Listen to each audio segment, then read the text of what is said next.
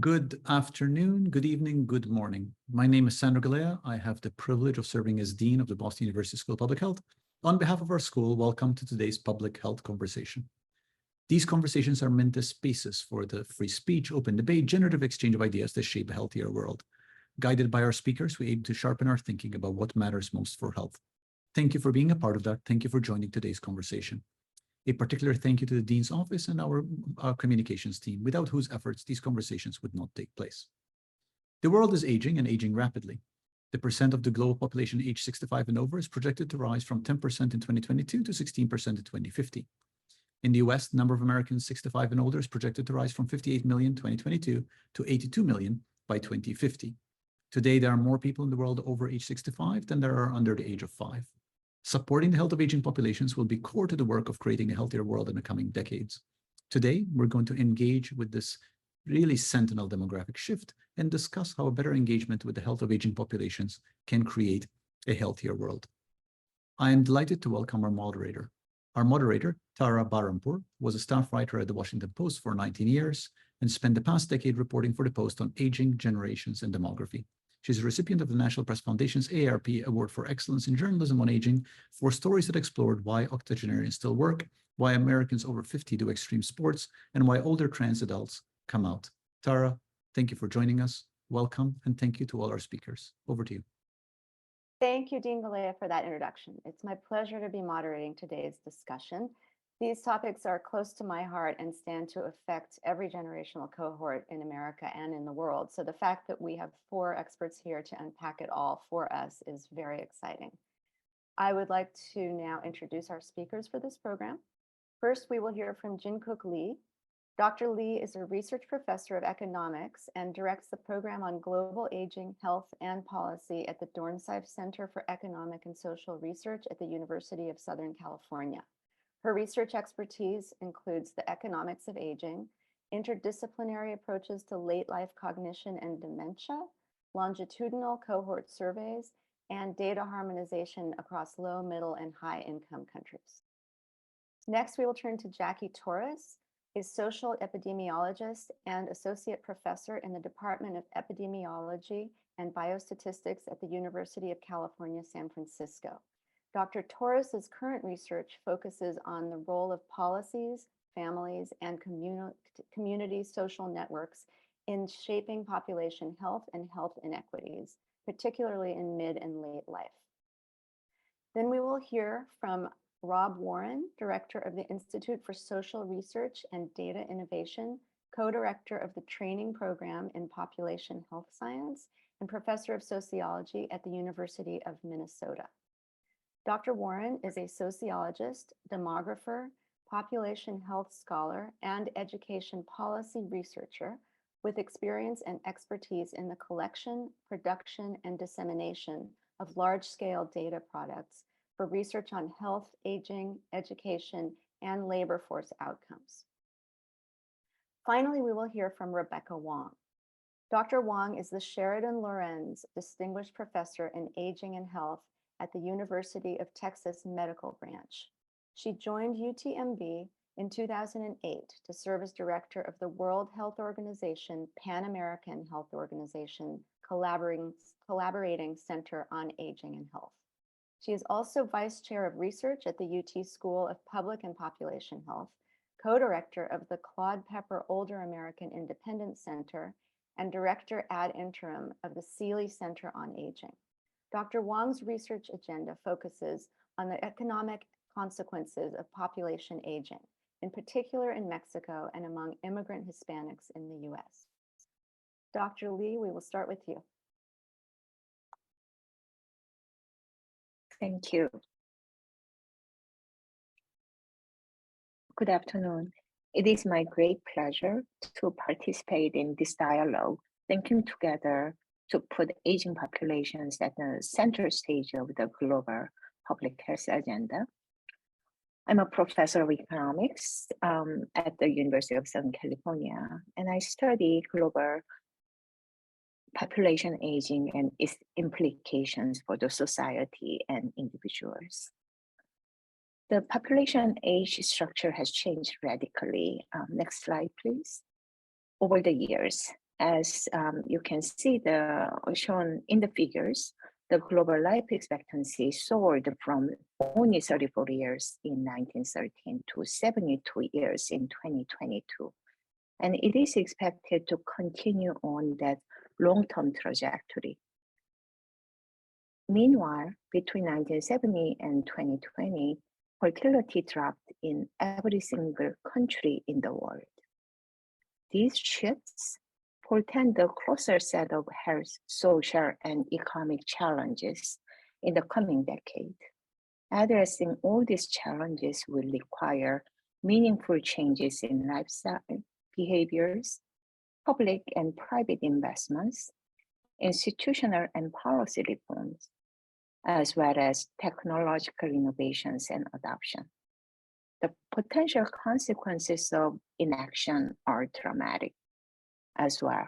A dwindling workforce training to support burgeoning number of retirees, a concomitant explosion of age-related morbidity and associated healthcare costs, and a declining quality of life among older people for lack of human, financial, and institutional resources.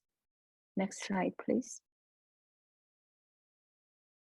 Recognizing this critical importance of population aging, the United Nations General Assembly declared 2021 to 2030 as the decade of healthy aging. Here, the health is central to all our experiences of older age and the opportunities that aging brings.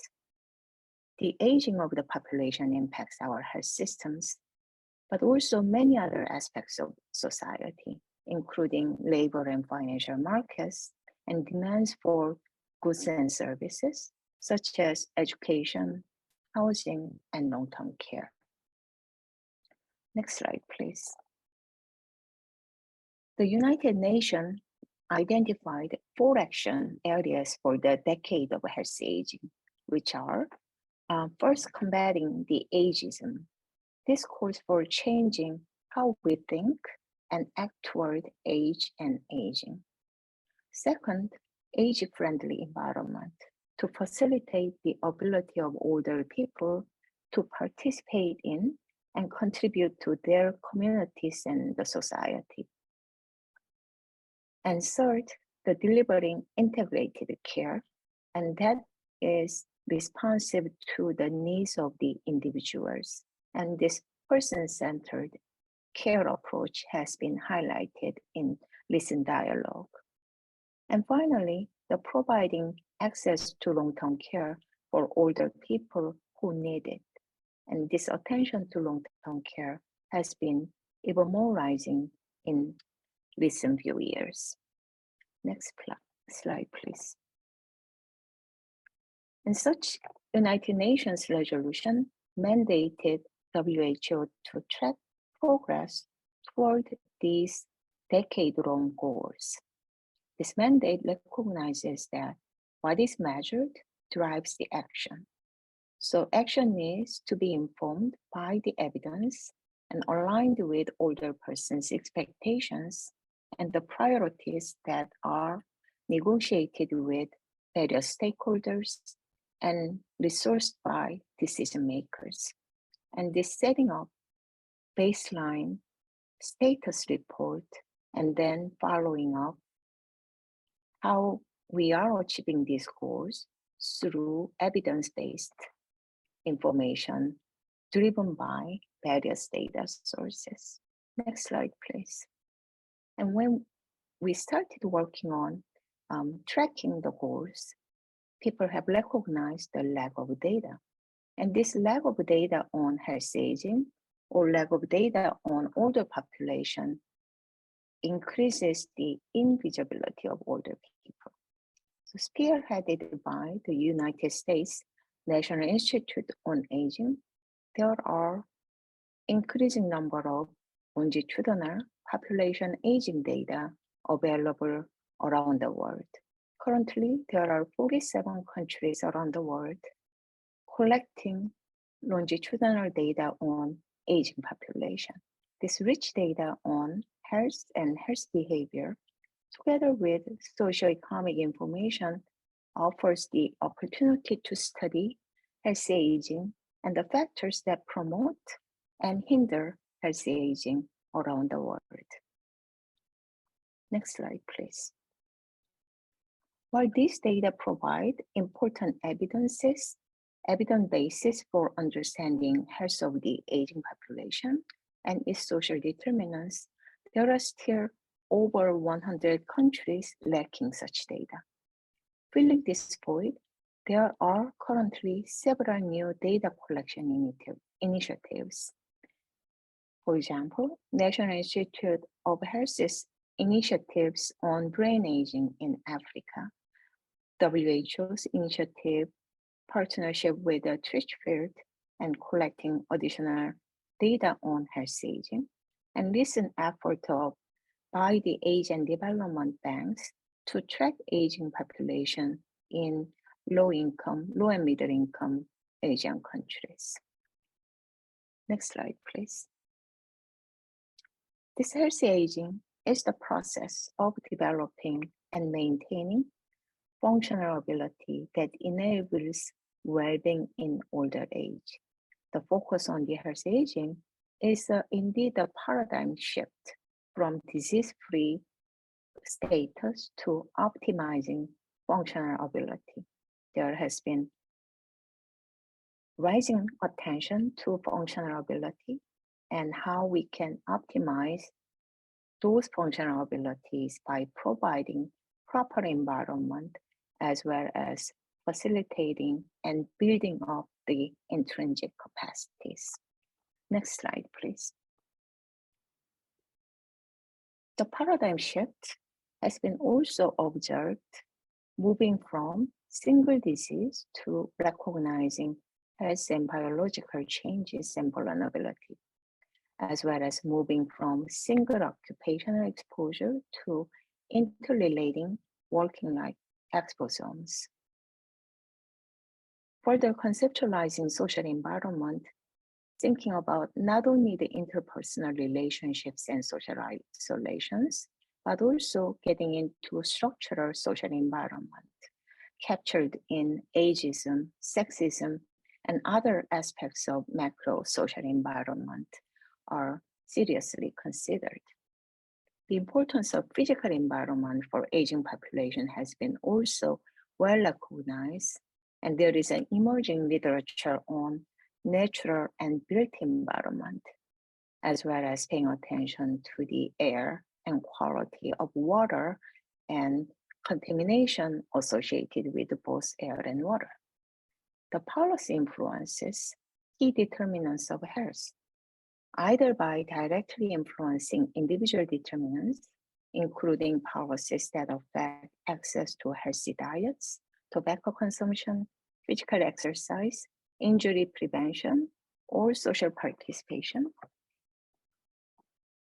Policies also influence communities and national determinants, such as policies on education, transportation, employment, and retirement, urban design, pollution, and healthcare. Next slide, please.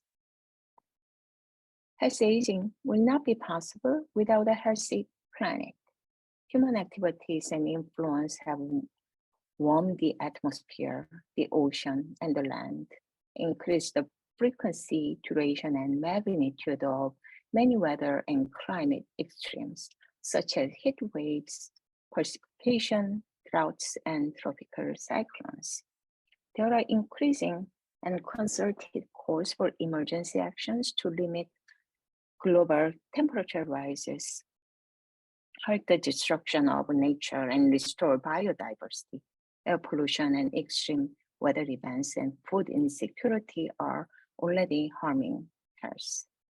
Without the rapid, large reductions in emission, climate change will become the leading global risk factors for extreme mortality and threat to human physical and mental health and well-being, including for older people. Healthy aging and healthy longevity for most people will not be possible without the healthy planet. Next slide, please. people have been neglected in studies of climate change, and climate change and rapid population aging are occurring together, and their combined effect on health and well-being of older people have to be better understood and addressed urgently. It is important to also note that older people can be agents of change in actions for the climate. Older people are also disproportionately affected by climate change because of their greater physiological susceptibility, pre-existing health conditions, disability, and social vulnerability, particularly when they live alone or in poor urban areas and less capable of responding. Older people must be protected from climate-related threats, and calling for multi-sectorial policies and programs in cities and communities. This is an opportune time to increase the visibility of older people and to advocate for a healthy planet. Next slide, please. The next 10 years will be critical for the agenda of both climate change and healthy aging. Thank you. Thank you for the opportunity. Thank you so much, Dr. Lee. That was really interesting. We move now to Dr. Torres.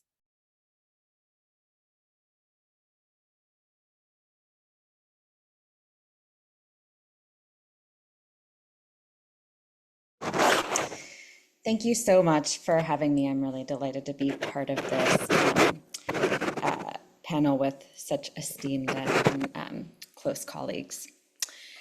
So I'm going to switch gears, although many of the themes that I talk about are very relevant to what Dr. Lee just presented, and talk about gaps in equitable social and long-term care policies to support older adults and their family members.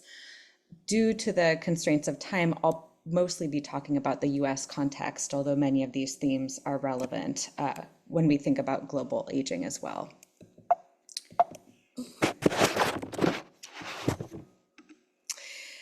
So just to set the stage, the vast majority, over 90% of older adults in the US prefer to age in place in their homes and communities. But many require supports with health conditions, activities of daily living, and economic needs. So just for context, the vast majority of adults 65 and older are living with one or more, at least one chronic health condition, so diabetes, heart disease, etc. And over 60% experience what's known as multimorbidity, so having two or more chronic health conditions, which increases the risk of adverse outcomes and economic costs as well. Among these chronic health conditions, an estimated 10% of older adults live with dementia in the US, and another 22% live with mild cognitive impairment. As a result of these health conditions and other factors, a large number of older adults require assistance with personal care needs or mobility limitations. So these can include personal care needs such as bathing or eating, as well as routine activities such as shopping or managing medications. There is substantial variation in the prevalence of needing help with self-care needs or mobility limitations, including by health status, but also the prevalence of needing support with activities of daily living is higher for women, for older adults of color, for lower income older adults, and can be, exacerbated in the context of chronic health conditions. So for example, one national study estimated that 78% of individuals who had dementia needed or received assistance with self-care or mobility limitations. And then finally, millions of older adults struggle to make ends meet economically. So about 10% of older adults are estimated to live below the federal poverty line, but many more experience economic insecurity, which I'll talk about a little bit more. Unfortunately, the landscape of kind of social and long-term care policies to support older adults and their family members in addressing these health and economic needs leave much to be desired. There's a great deal of confusion about how long-term care is paid for in the US, but it is largely covered under Medicaid, which is available only to low-income adults, so those who meet income and assets eligibility criteria. Otherwise, costs must be covered out of pocket and/or by long-term care insurance, which is held by the minority of older adults in the US. Medicaid has been rebalancing to support home and community-based services in line with the preference of older adults to age in place in their homes and communities, so focusing less on covering nursing home care and more on the kinds of supports that people need to remain in home, such as in-home support with meals, transportation, and those self-care needs that I mentioned at the beginning. But the generosity and kind of family supportive nature of these home and community-based services vary widely by states because they're governed under state Medicaid policies. So for example, many states have long waiting lists to be able to even get access to these critical home and community-based services, to get access to in-home support with personal and routine care. And there's lots of variation in the extent to which family members, so including spouses, may be able to be eligible as paid caregivers under these home and community-based services policies. In the US, we have no federal paid family leave policy, unlike many of our peer high-income countries, which would provide opportunities for family members, so adult children or spouses, to take paid leave and have enhanced job security when they need to support older family members who are experiencing acute or chronic health conditions that require intensive care.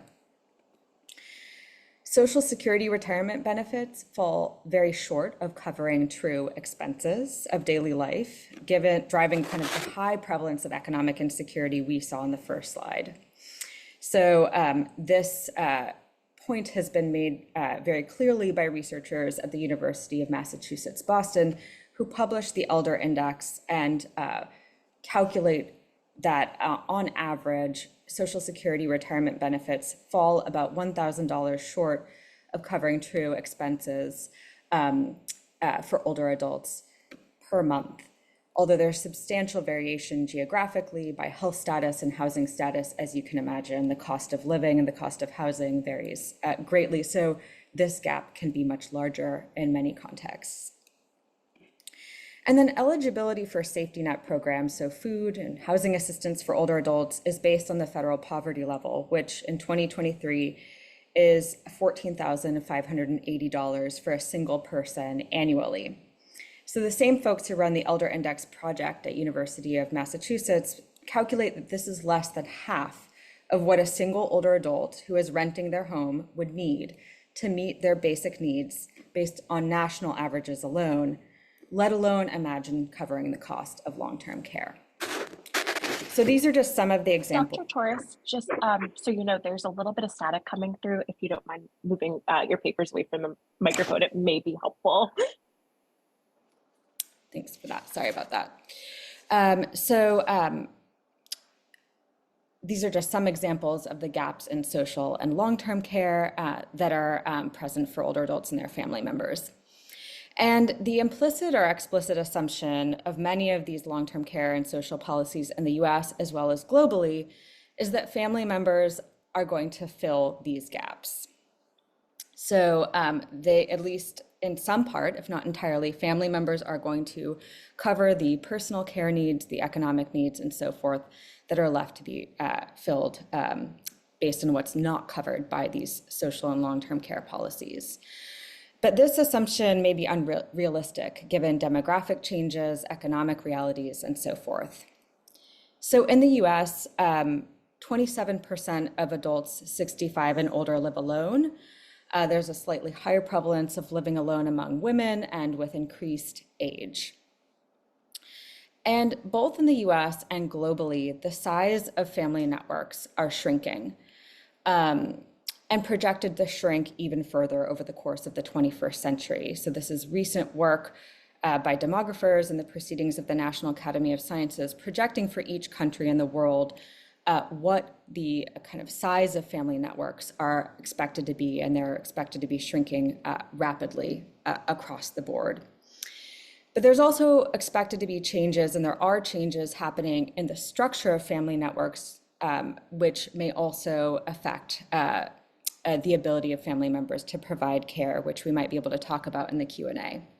Even when family members are present, they may face barriers to addressing care needs due to distance, economic challenges, constraints of policies related to paid leave and caregiving, and their own health conditions. So this is work by from a recent study that I led with my colleagues using nationally representative data from the US, and we estimated that in any given year, 2.3 million adults 50 years and older were co-residing with a spouse or partner who was living with cognitive impairment or dementia. So dementia, including its most common subtype, Alzheimer's disease, requires very extensive and intensive care, particularly in its latter stages. While the majority of co-residing spouses do manage to provide care to their partners with dementia, a non-trivial percentage face their own health challenges, which may make providing such intensive care difficult. For example, we estimated that about a third of women who are 80 years and older who are living with a spouse or partner with cognitive impairment or dementia themselves had difficulties with personal care needs, such as getting out of bed, bathing, eating, etc., which again may make it difficult to provide all of the intensive care left by the gaps in our existing policies. So the result of these gaps is that, and their high variation across states, is that the prevalence of unmet needs and adverse consequences related to these unmet care needs is high. So these are the results of a national study of Medicare beneficiaries that found that, for example, among those who needed support with managing medications, 20% reported making medication errors as the result of not receiving sufficient care with this routine activity of daily living. Large percentages also went without groceries or personal items or without hot food. And a large percentage reported having to stay inside as the result of not getting assistance with their mobility limitations. A much smaller percentage reported having to stay in bed, while a smaller percentage, this is a very severe adverse consequence related to unmet care needs. And my final point is that the outcomes and experiences of older adults as they intersect with the social, economic, and policy landscape are inequitable. So let's take one example. So here's the estimated prevalence of economic insecurity among single adults in the US. A portion of these who are experiencing economic insecurity are living below the federal poverty line. But there are still many more who are having trouble making ends meet because of that mismatch between the actual costs of living and what's provided under Social Security retirement benefits and other benefits. The prevalence of economic insecurity is much higher among older adults of color as compared to their white counterparts, so reaching above 70% for Black older adults who are single, and nearly as high for Latina older adults who are single. So these inequitable outcomes in late life emerge across a backdrop of life course accumulated structural, social, economic, and related inequities that have occurred across the life course. That have made it such that older adults of color and women are more likely to experience poor health, to be Medicaid beneficiaries, to be relying solely on Social Security retirement benefits and so forth, so therefore more acutely impacted by the gaps in policies that I described. So social and long-term care policies in the US and globally need to be grounded in the preference of older adults to age in place, but also the actual cost of living for older adults beyond the federal poverty limit. To expansively consider the family unit, thinking about paid family leave and other economic policies that we might think about as pertaining to younger, middle-aged adults, but may be critically important for supporting the care needs of older adults. But also acknowledge the demographic realities of changing kin network size and availability. And finally, prioritize equity in policy setting and outcomes. And I very much look forward to the Q&A. Thank you.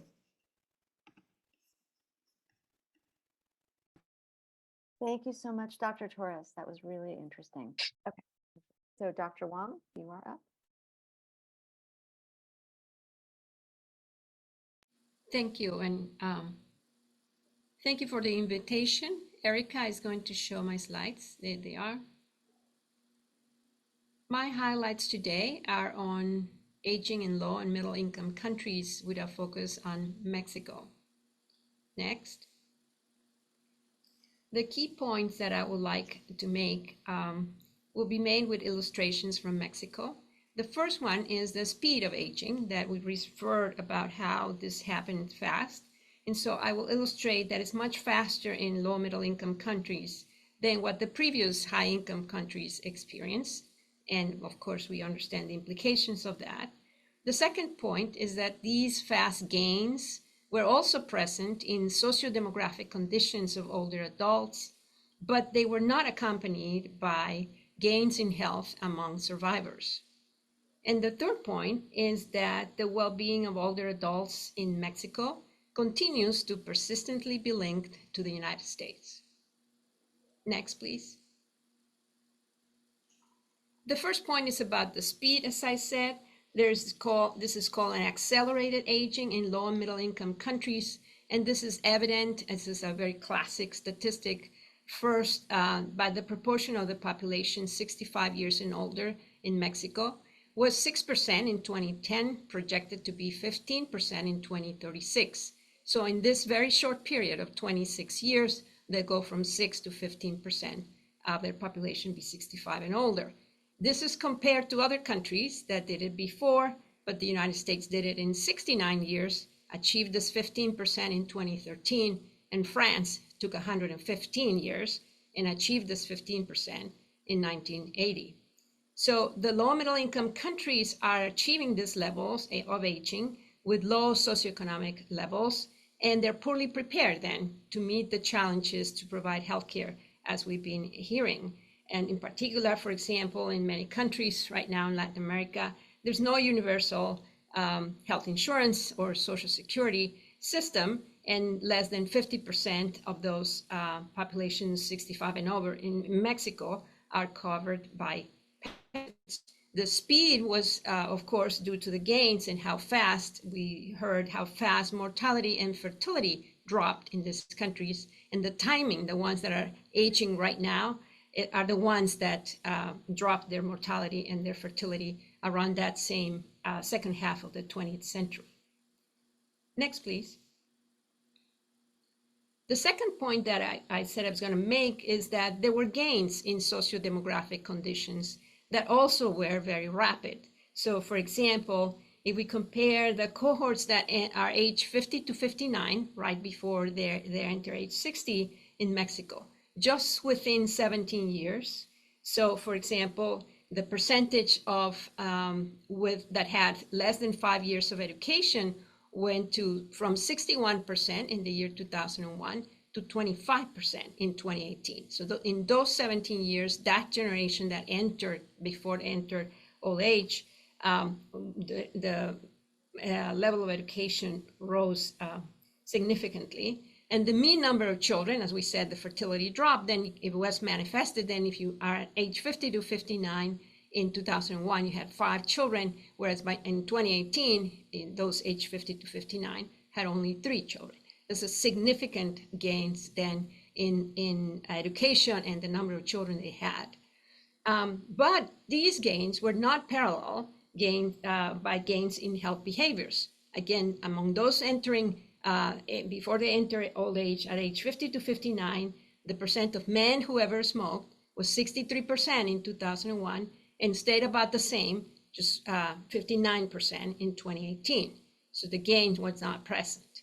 And similarly for women, the percent ever smoked was about 22% in 2001 and in 2018. So the more recent cohorts, those who enter age 50 to 59 in 2018, show expanding disability rates. These are very concerning patterns, but among these younger, more recent cohorts, we see worse health. Obviously, some is because of survival, but not all of them can be explained by lower mortality rates. Next. And this graph only shows, the exhibit shows that the rising trend of obesity that accompanied deaths, as we were saying, not the parallel gains. So this is the population age 53 and older across those 20 years, females in pink, males in blue, and we see a very clear tendency for a rise in obesity. And this rise in obesity was parallel with a rise in diabetes and cardiovascular diseases and other chronic conditions. And so this trend is very similar in many Latin American countries today. Next one, please. And the third point that I wanted to point out is that the aging in Mexico continues to be closely linked to the US. Of course, Mexico is closely linked to the US, period, but aging is in particularly linked as well. Despite the rise and drop, the ebb and flow of migration from Mexico to the US over the last 2 decades, the proportion of males that are age 60 and older in Mexico, who are former migrants to the US, was about 16% in 2001 and continues to be about 15% in 2018. There's no change in that pattern.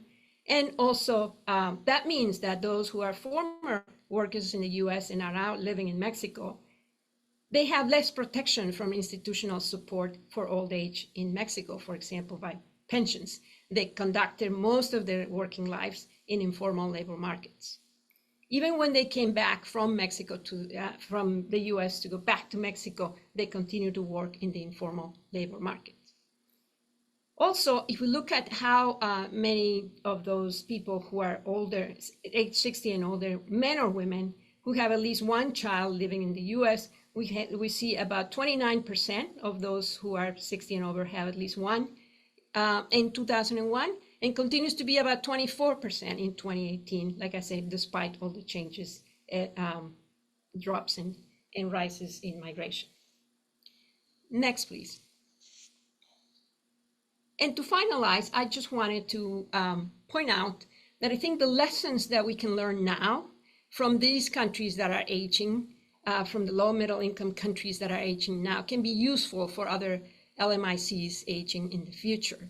These lessons are critical for public health, as we have been understanding and listening, and because other low middle income countries are following or may follow the same very similar paths.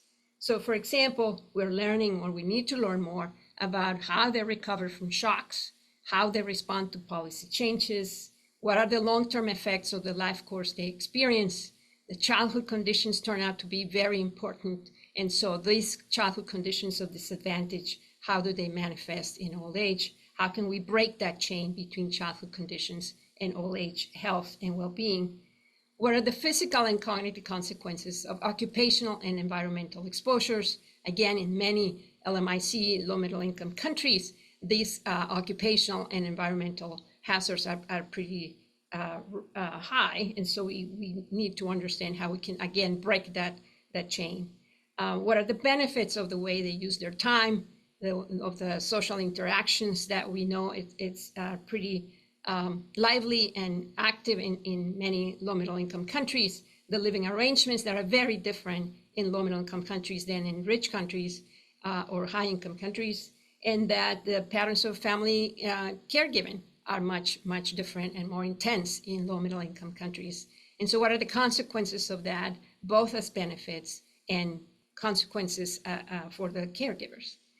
And finally, we have, as Jim Cook remarked on how many countries we have these kinds of studies now, we're learning a lot from cross-national differences and similarities that we see in associations.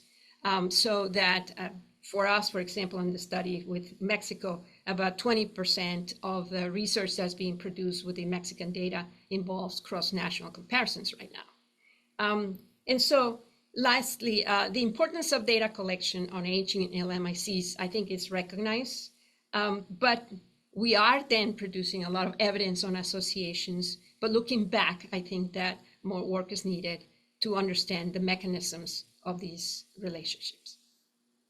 Thank you very much, and I look forward to questions.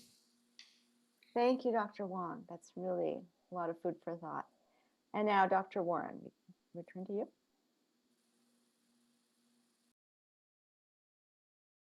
Okay, thank you, and sorry for the difficulties earlier.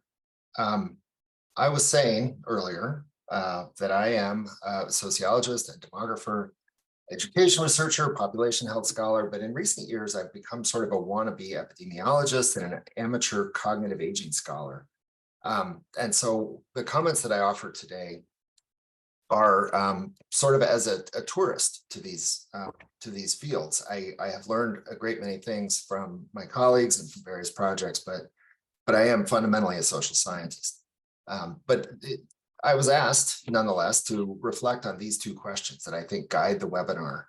I'm primarily going to focus on the second, how we can better promote the health of aging populations nationally and globally from a research perspective.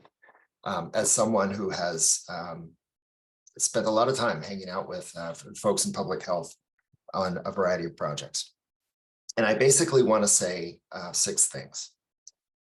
First, and all of these points will have come up in the previous presentations, but I'm going to elaborate on several of them. First, later life conditions have early life origins. If we're interested in promoting the health of older populations, we need to think about early life. This is very much like the streetlight effect, the old adage that, or it's an old joke, I guess, that somebody was found looking under a streetlight and asked if they lost their keys there. The cartoon says wallet, and the person says, no, I left them somewhere else, but there's more light under the streetlight. I very often think that aging researchers are somewhat guilty of something similar, considering later life health by looking only at later life. In fact, there's a great deal of evidence that any number of early life conditions, exposures, circumstances shape later life health. For example, this is from a paper that I published with 2 students looking at the long-term cognitive consequences of exposure to lead in childhood. The red line are children who were exposed to lead. The horizontal axis is age, and the vertical axis is a standardized global cognitive score. At age 60, people who were exposed to lead in childhood had about 1/4 of a standard deviation lower global cognitive scores. The point is that if we focus only on late life solutions and late life conditions to late life health problems, we miss a big part of the story. Lead, of course, is not the only early life thing that matters. A quick list might include education, not just how much, but also the quality of education that people receive, exposure to adverse childhood exposures, where people live, geography matters, environmental exposures like lead, exposures to infectious diseases, and more. All of these things shape later life health. If we want to promote the health and well-being of older people, we need to think about changing circumstances for children so that future older people will be better off. A second point that I want to make is that no later life health problems are solely biological. And of course, this is related to the first point. Any health, whether it's a cognitive health problem or a cardiovascular health problem or a functional limitation is purely biological. And I'll give you a couple of examples. I've been doing work in recent years on dementia. There is a collective wisdom that an important predictor of who experiences Alzheimer's disease is the biology of plaques and tangles around the neurons or in the neurons of the brain. While this may be true, the fact of the matter is that the vast majority, or at least a large majority of people who have these physical symptoms or these physical attributes, nonetheless, don't experience Alzheimer's disease. They live their lives, often very late into life, experiencing cognitive normality.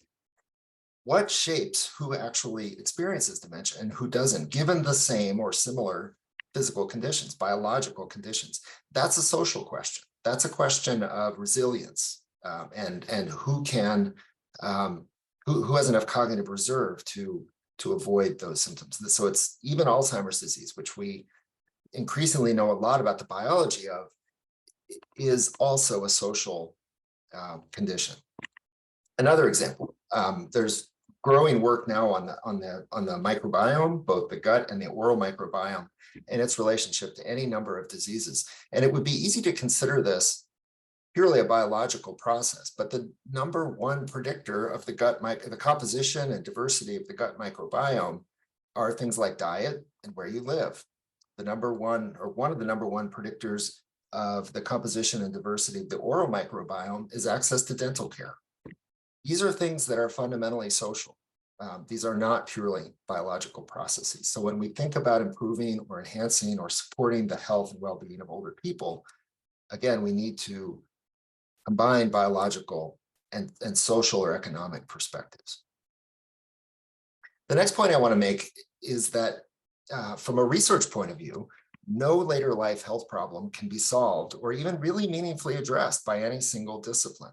This sort of follows from my assertion earlier that health conditions are always fundamentally both biological and social or economic. But what this means is a challenge to the public health research establishment, also to the social science research establishment, to do more meaningfully interdisciplinary research.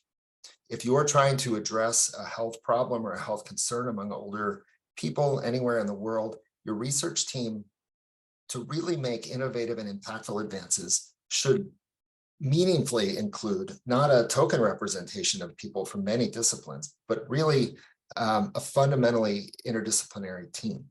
And this often requires discomfort. It requires researchers to listen and learn new languages, new ways of doing research. But that is the price to pay, I think, for really meaningfully supporting the health of older people. The next point I want to make is about racism. Folks who study, from any discipline, folks who study later life health are very attentive to racial disparities in any number of health or cognitive conditions or even mortality. But they often fail to name racism as the fundamental determinant of those issues. The same could be said of sexism or other ascribed statuses, but I'm going to focus primarily on racism. For example, here are age-adjusted stroke mortality rates in the United States at 2 points in time, and it's probably very familiar to people who do research in the US that those rates are much higher among non-Hispanic Black people than among any other group. There is, and this, what I'm about to say is true for almost every health and cognitive condition, no fundamental biological basis for expecting higher stroke rates among people racialized as Black. That is the end result of a long series of complicated interacting forces that somewhere or multiple somewheres include racism. Otherwise, there is no basis for anticipating these racial differences. And I think it's important to keep that perspective in mind when we're talking about inequities by race in later life health or cognition. Next, I want to highlight the role of growing economic inequality. If you buy anything that I've said to this point, you would accept that social and economic conditions across the life course shape the health and well-being of older people. If that is true, then we should be alarmed by growing economic inequality, particularly in the United States. This is less the case in other parts of the world, although it is the case in many parts of the world. In the United States, the top 1% of income earners have gone from earning about 10% of all the income to now earning about 20% of all the income since 1980. The bottom half of the United States, with respect to share of income earned, has gone from 20% to about 12%. This is just one indicator of rising economic inequality. This means not good things for large shares of the growing population of older Americans. Comparable things are occurring in other parts of the world. Finally, I want to highlight something that's come up in various ways in the previous presenters' talks, and that is that the health and well-being of aging populations is fundamentally a political issue. We spend a lot of time talking about the nuts and bolts of particular policies that shape the health and well-being of older people and their caregivers. We need to remember that there is great power in the politics around aging. One obvious example in the United States was the implementation of the Social Security system, which drove the poverty rate of older people from being the highest among all age groups in the United States in the 1960s and before to being the lowest. It's now children who are particularly at risk of poverty. That's fundamentally a political issue. This is one example of how politics can directly shape the health and well-being of older people. So I hope I've spoken at least to the second of these questions, and I will wrap up so that we can hear from the audience.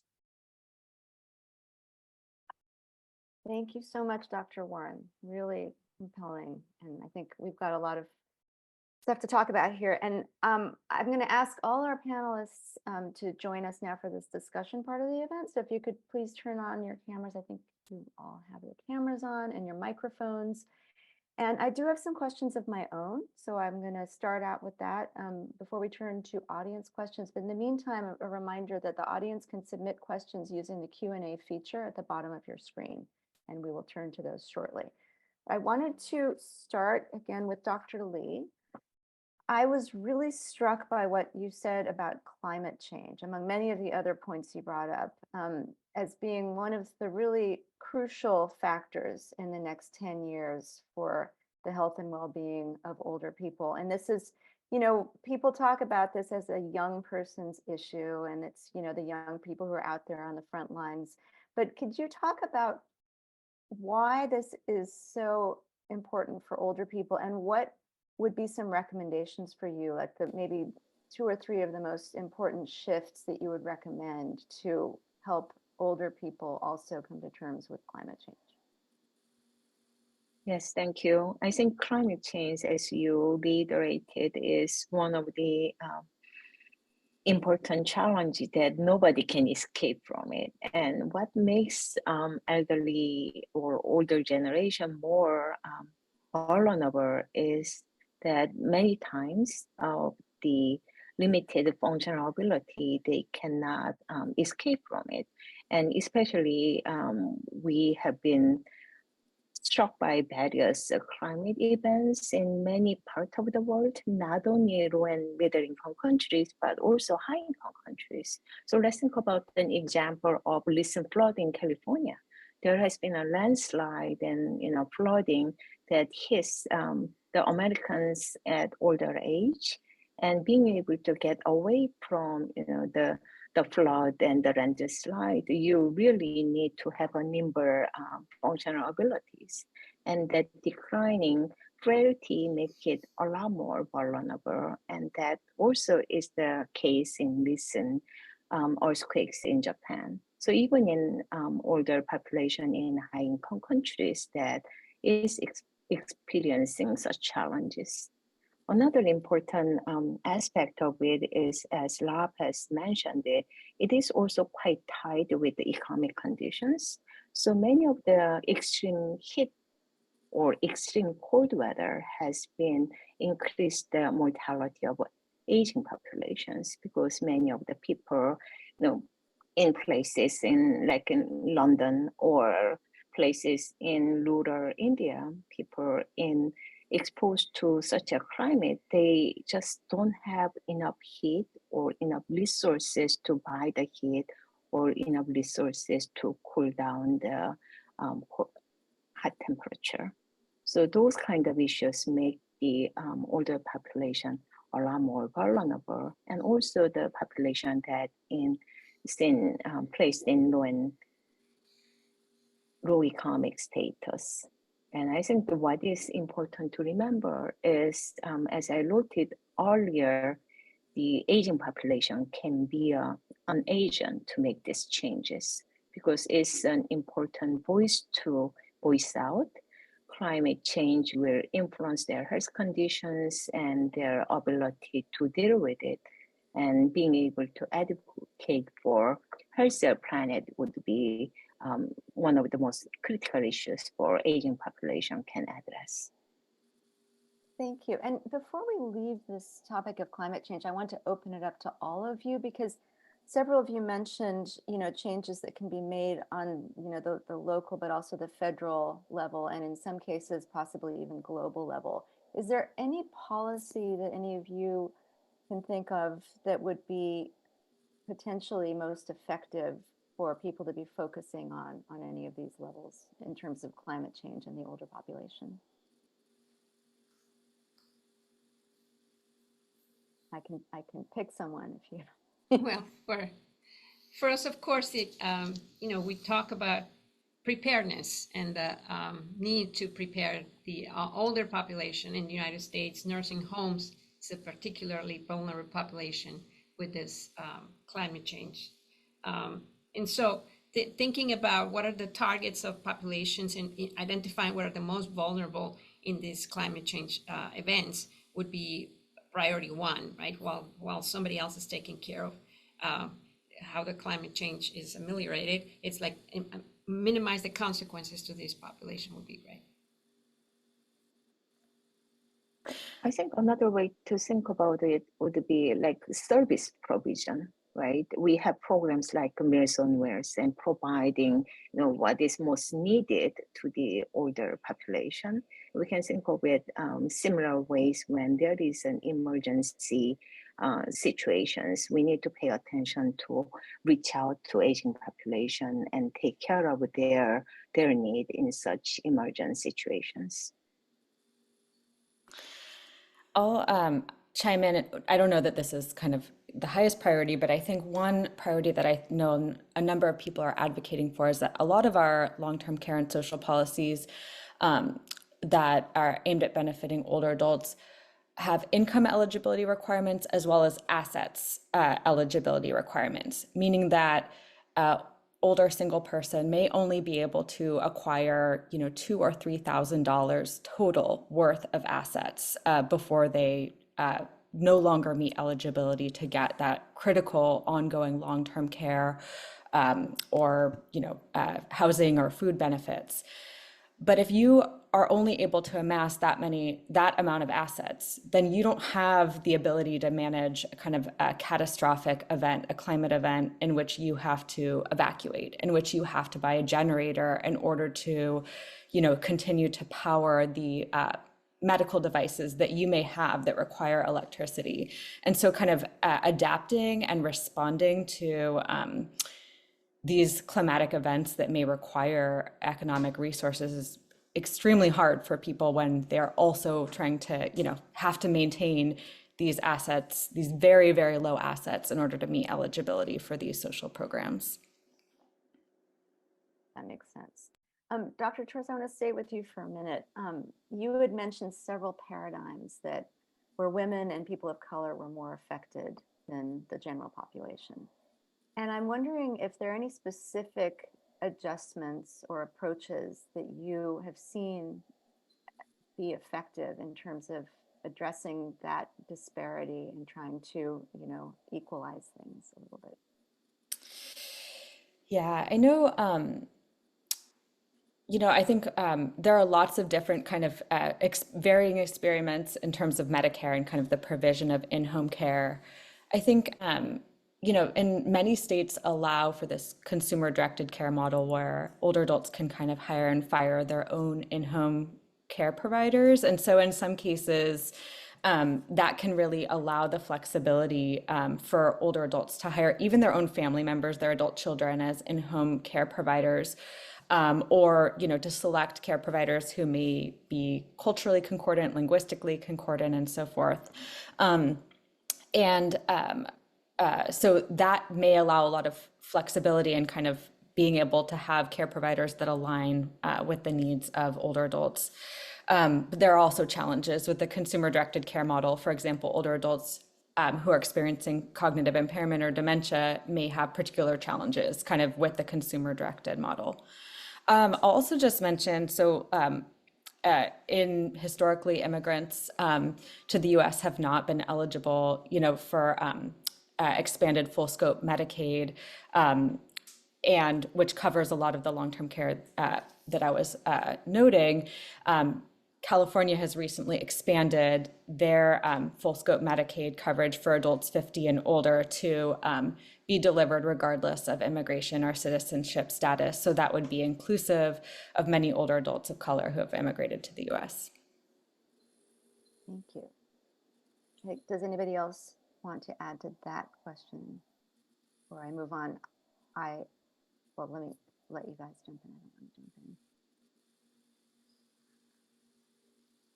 Okay, because what you were just saying sort of led me back to what Dr. Wong was discussing in terms of, people in Mexico who have had this very sort of fluid relationship with the United States over multiple generations. And I was really struck by what you said, Dr. Wong, with, people who've come to the US and worked here and have not accrued any, Social Security kind of in either country. And then some of them also have children who are here.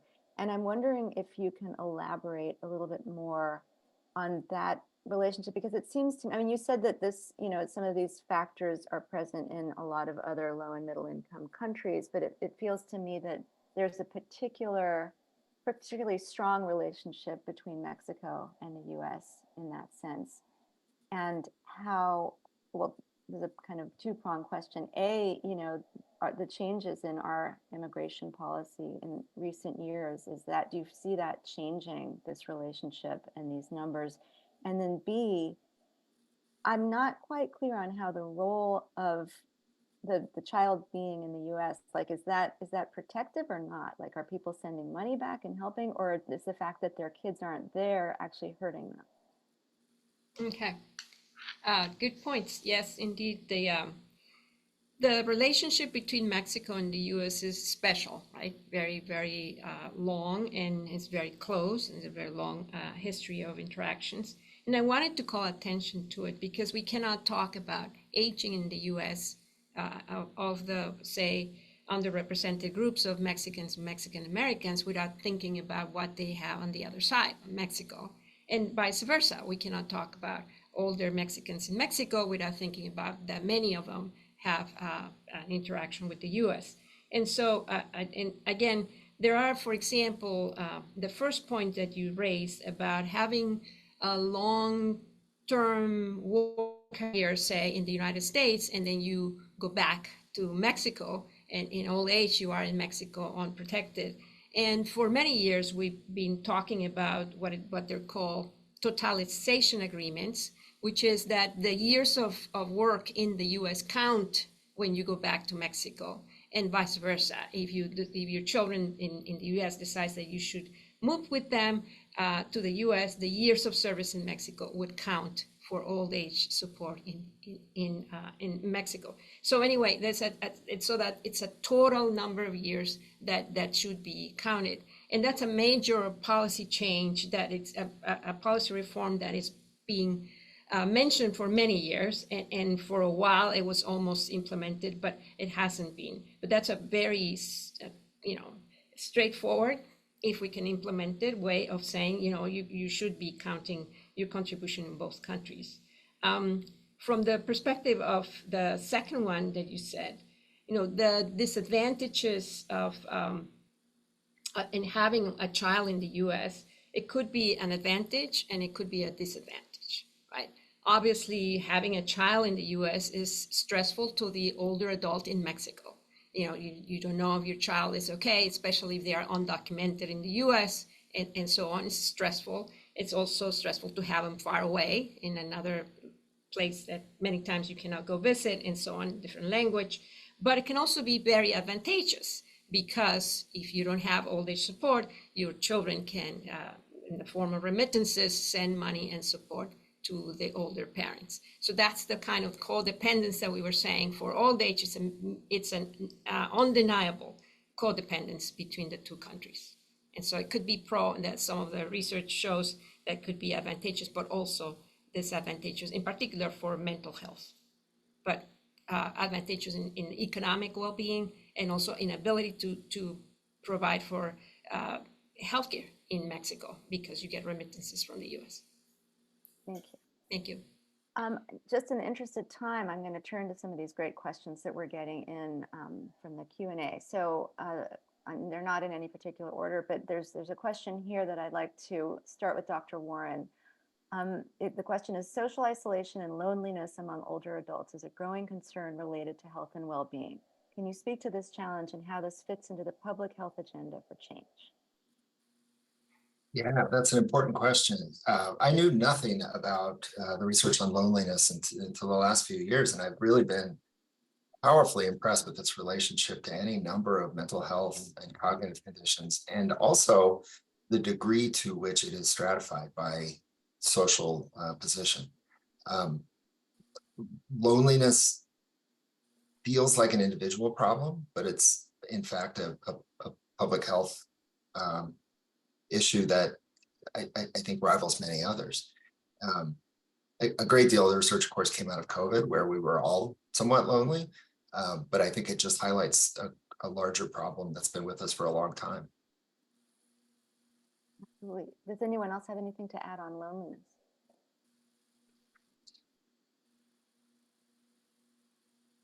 I'm gonna power through some of these questions then, because I'm worried we won't get to them all. There's a question here I'm going to direct to Dr. Torres from Anthony King. I'm going to massacre your name, Cangelosi. I work with the New York State Department of Health. We are focusing on a master plan on aging developed by the entire state, in that we are developing tools to increase data utilization and provide future policy recommendations among many refinements to long-term health governance. In what ways would you suggest that departments of health, especially ones in large states, can transition from being transactional reporting-based organizations to forward-thinking, proactive, research-oriented organizations capable of addressing the issues mentioned by all of you today? Wow, that is a big question. I'm not sure that I have all of the answers. But I think one conversation that's being had in California, and this is being pushed by an organization called Justice for Aging, which is a policy and advocacy group, is the focus not just on kind of quantifying expenditures on home and community-based services and in-home supportive care, which I'm guessing would be a big part of this master plan on aging, as it is in California, but really understanding the outcomes and understanding the extent to which they're equitable. So really being able to quantify and survey the extent to which needs are being unmet and the consequences of those needs. So we actually have very little, even national level data on the kinds of unmet needs and the consequences of those unmet needs that I showed. We do have population level data in California, and it's kind of worth, I think, investing in understanding the extent to which needs continue to go unmet, both by those who are utilizing Medicaid-funded long-term services and supports, but also the general older adult population, rather than just tracking expenditures and services provided. Thank you. Anyone else want to jump in? All right. Next question I am going to direct to Dr. Lee.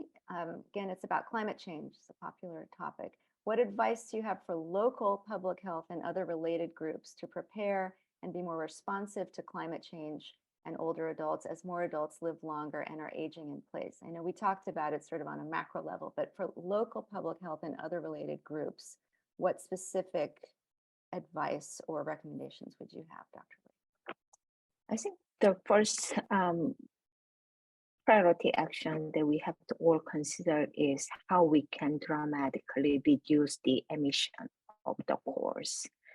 So especially from the local authority, I think it's very important to think hard about how we can reduce the consumption of the gasoline from the cars in everyday activities. We have seen many successful examples in various European countries by providing more bicycles and more public transportations to lower emissions, and those are very important considerations for us to consider.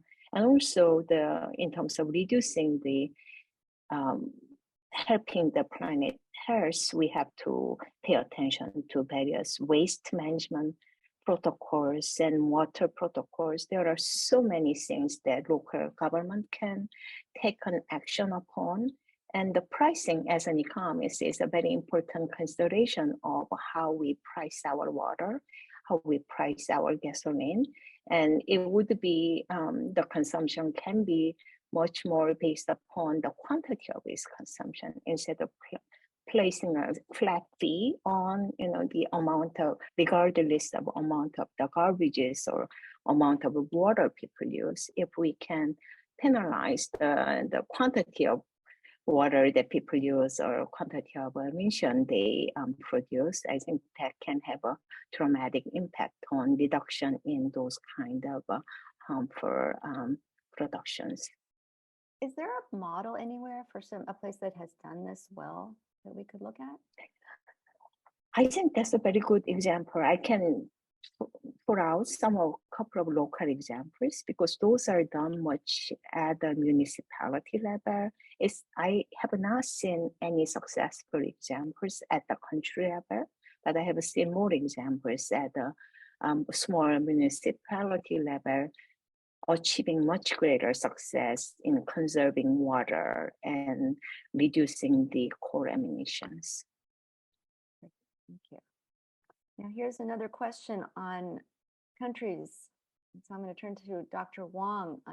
The question is, not many countries, and I imagine they mean low and middle income countries perhaps, not many countries have social security benefits or grants for the elderly. Is there data on aging, poverty, or health challenges in countries that don't have financial assistance? And I suppose if so, where might we find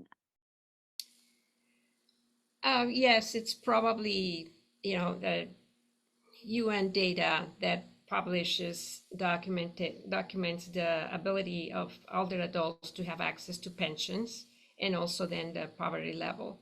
But it's very closely related because in old age, right, the sources of income diminish. You're not longer in working age. And so the source of income has to be either a pension or family help, or if you accumulated property, you can have rental income, right, and so on. And so tends to be, in particular in low and middle income countries, it's family income. And so it's help from the family that it comes from when there is no pension program. And is there a place if that I we may, can see data on this? I'm sorry, Dr. Lee, I will just wanted to follow up to ask if there is a place that has actually put together data on these countries. And Dr. Lee, maybe you are answering it too. So both of you. Yes, there are various sources of data on the elderly poverty. Like easiest way to get that for low and middle income country would be like World Bank data sources, as well as OECD, some of the more middle income country data you can see.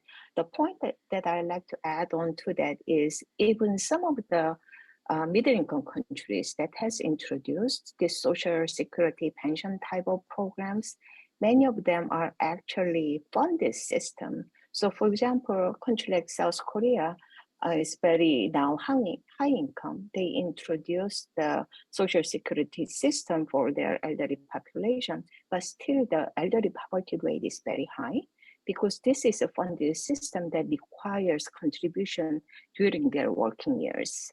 So often the current elderly, when they were young and working, such program didn't exist.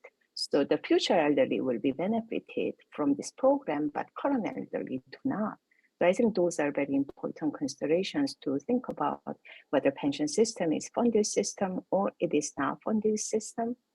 And the other point that I like to make is, as an Asian, one of the greatest myths a lot of people believe is in Asia, children will take care of their parents. But that is really not true, especially in these newer generations. So many of these, the previous family care system is collapsing. The elderly are really in the very difficult place. Without the societal pension system is not in place, the children move on to their own lives without taking care of their parents. So there is a lot to think about. And we need to be cared about.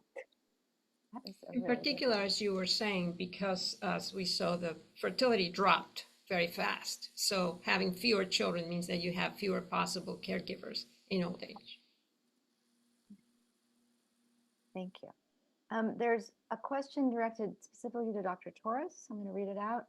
Thank you for your enlightening presentation. How do you believe addressing staff shortages among formal caregivers in long-term care facilities will contribute to alleviating the stress and challenges faced by informal caregivers of the elderly? Additionally, could you share your predictions for the future of long-term care facilities in the US? So this is pretty far outside of my wheelhouse in terms of kind of the healthcare workforce. I do know that many nursing homes are facing severe staffing shortages that have accelerated under the COVID-19 pandemic.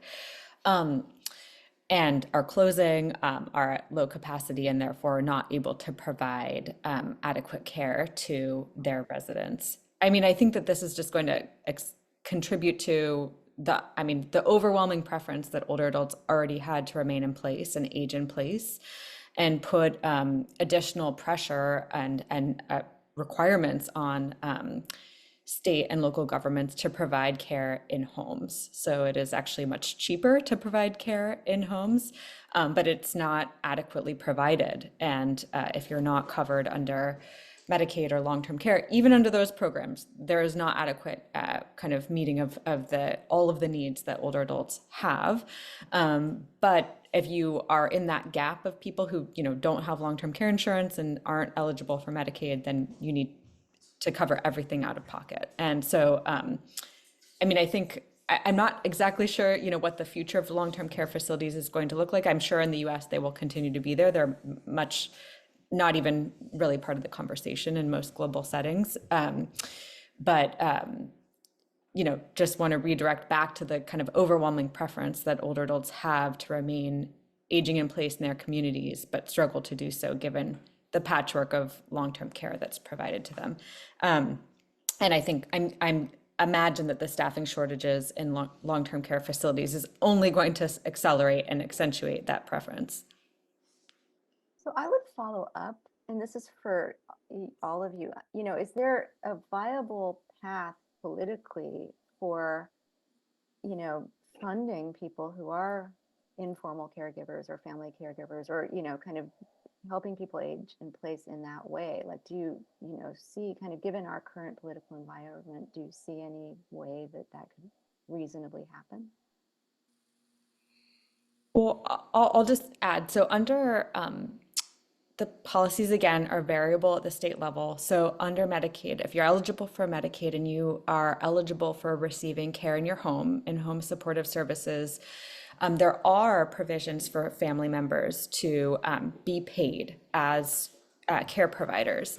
Now, there are some limitations. So some states say it can be your adult child, but not your spouse, even though your spouse is, if you're co-residing, likely going to be providing that care. And often the payment is very low, first of all. It varies by state and county, even within state. And then it doesn't cover all the hours that people are actually providing that care. So it often provides, payment for a very small percentage of that care. So just to lay the groundwork that there is already kind of, at least under Medicaid, opportunities for family members to be paid. The eligibility requirements are variable, and but in terms of other models beyond the setting of Medicaid, yeah, I'd love to hear what others think.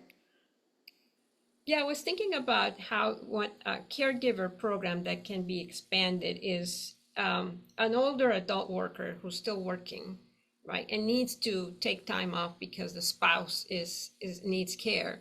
That is not particularly a benefit right now that is generalized, right? It's not available. And so that could be a possibility. There are many spouses, like you said, that are the primary caregivers or the first ones, but that need perhaps some support when they're still working in family leave in a way. Yeah, actually, thank you for bringing that up, Rebecca, because I'll just reemphasize the point about paid family leave. So we have no federal paid family leave policy in the United States. We have some states that have passed paid family leave policies. They're often thought of as policies that are mostly for providing for, parental care in the context of like a newborn baby, and actually the uptake of paid family leave among older adults or their potential caregivers is pretty low. Now, they don't provide, sufficient weeks of paid family leave for addressing a chronic health condition such as Alzheimer's and dementia, which is going to extend for many years, but may provide some relief. And that's, for spouses and so forth to manage kind of the acute needs and maintain job security and pay. And, we are shamefully lacking in a federal paid family leave policy. Another policy that is very closely tied is immigration policy, because the long-term care workers are often hired in that industry. So we will have definitely impact on wage rates of the long-term care workers. That is an excellent point. I'm going to address the next question to Dr. Warren. Kind of relates back to what you were talking about with social conditions. And the question is, any thoughts on models for older populations who are chronically homeless? I think this relates to what Dr. Lee was saying about issues related to water. There are many models. Every municipality seems to be different with respect to how it polices the homeless versus supports the homeless versus provides service. These are very, in the US, very local state, but often local policies. And then I know that there's tremendous heterogeneity across countries. I think this is an area where some models work better than others. So I think there are models. This is outside of my wheelhouse, but this is an area where I think, while it may be unfortunate in some ways that localities are left to think about how to support homeless older people, it actually provides a bit of a laboratory for seeing what works and what doesn't work and what works better. So I think there is some hope. I can add that, so in California, under, again, the same Medicaid in-home supportive services program, before 2020, people who did not have what was previously considered a home, so people who are unhoused, did not qualify for in-home supportive services on the basis of not having what met the formal definition and the policy definition of a home. And that has been changed as of 2020, such that to expand the definition of a home to be inclusive of providing care to people who are unhoused. I'm not sure about kind of the implementation in other states, but that's the kind of expansive policy I think that we need. Thank you. Dean Galea, do we have time for one more question, or should we wrap up? One more question. Okay. One more question from the listeners is related to disaster planning. And again, since this is climate change related, I'm going to start with Dr. Lee. The question is, any thoughts on the impact of disaster planning? And I'll add, kind of, again, are there places where you see this going well, or any promising areas, either globally or locally? Thank you. And I feel a little bit, I did an injustice to the climate change topic, as I'm not quite an expert on that area. However, I do think it's a very important topic for all of us to think about. And I think one example that I can provide as doing a great job in terms of preparation is like a country like Japan, how they prepare for earthquake, and the cities and the local communities are well equipped with these unexpected disasters, and being able to deal with it, not only taking care of emergency actions, but also the follow-up on those disastrous areas. So I think there is a lot of lessons to be learned as a people in the US. Thank you. Okay, well, I know we're almost out of time, so I'll wrap up the discussion. And I want to thank everybody for joining us today and our esteemed panelists. It was really an honor to moderate this discussion. Thank you. Well, I'll just jump in to echo the thanks. I want to thank Tara for masterful moderation, Drs. Wong, Warren, Torres, and Lee for really interesting comments. And I want to thank the audience. I thought there really is a flood of really interesting questions. And I think you can see in a conversation like this, how engaging this issue is for many of us who are interested in health of populations. And I feel about this conversation the way I feel about good conversations, which is to raise more questions than perhaps answered. And that is perhaps appropriate for the stage we are in thinking about this. So thank you to everybody who's on in as part of this conversation, either on the stage or in the audience, for what you do for moving these ideas forward. Everybody have a good afternoon, evening, or good day. Take good care. Thank you.